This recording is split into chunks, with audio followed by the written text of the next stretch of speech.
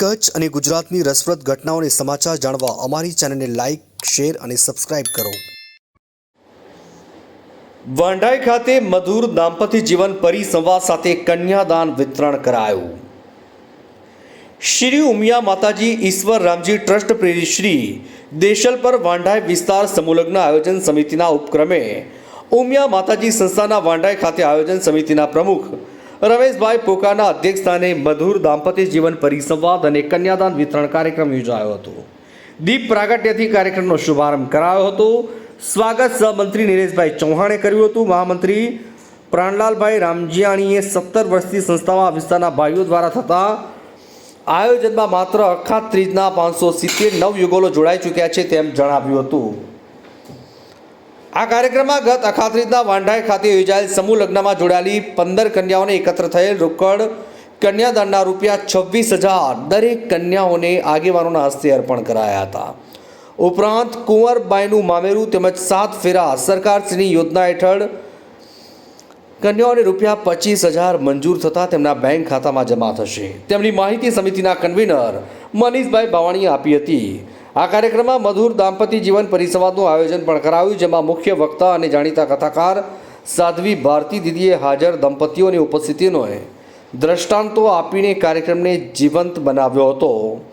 તેમણે નવયુગલોને લગ્ન મંડપમાં લીધેલા સપ્તપદીના વચનોને જીવન પર્યત પાડવાની શીખ આપી હતી। ઉપરાંત 16 સંસ્કાર ઉપર ભારપૂર્વક સમજણ આપી પરિવારમાં દરરોજ ગીતાના 12 તેમજ 15મા અધ્યાયનું સમૂહમાં પઠન કરવાનું જણાવ્યું હતું।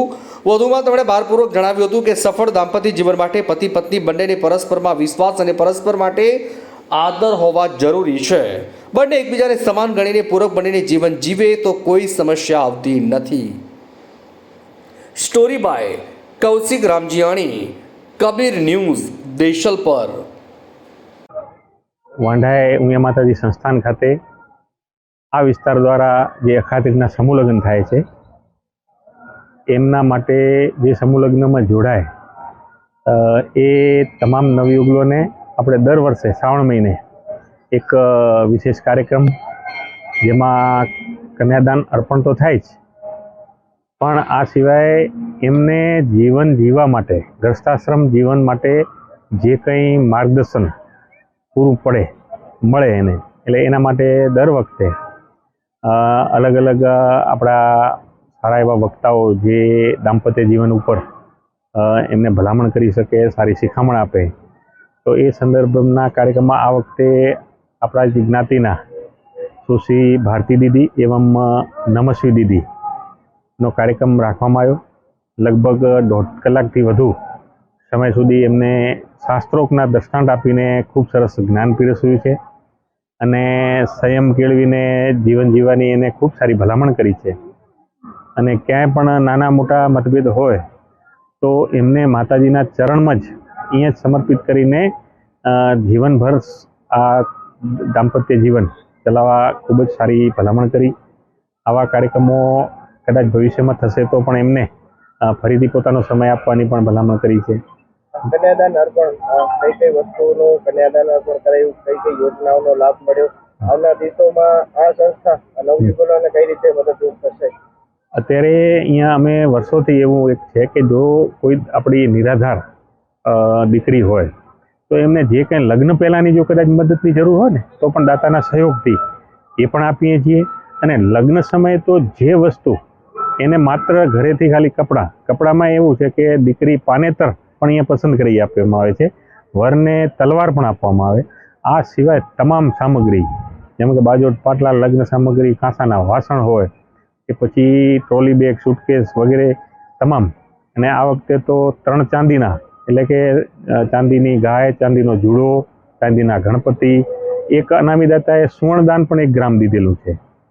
ને બીજી જે સરકારી યોજના છે એ પણ ઘણા સમયથી મારા મિત્રો જે છે ટીમના ખૂબ મહેનત કરી એના પેપરો ભેગા કરી અને એની અંદર પણ 7 ફેરા અને કુંવરબાઈમાં 12,500 એ લગભગ 25,000નું યોગદાન મળે છે સરકાર તરફથી સીધા દીકરીના ખાતામાં।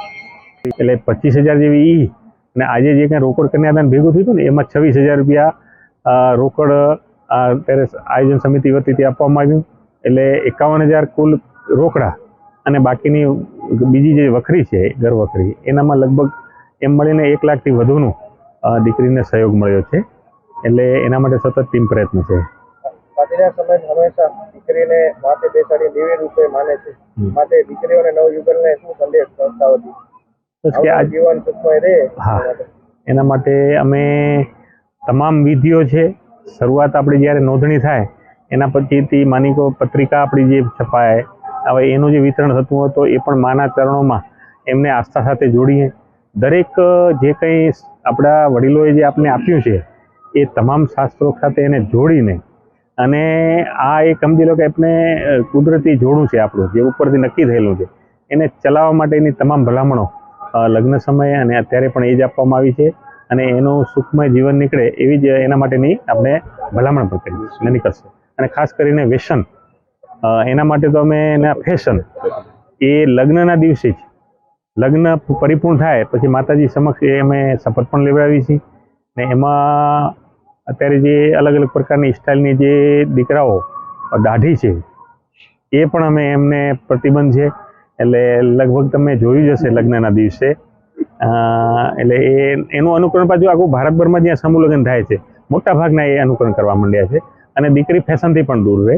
જે વસ્ત્ર પરિધાન અહીંયા જે આયોજન સમિતિ દ્વારા નક્કી કરવામાં આવે ને એ જ પ્રવેશ કરવાનો હોય.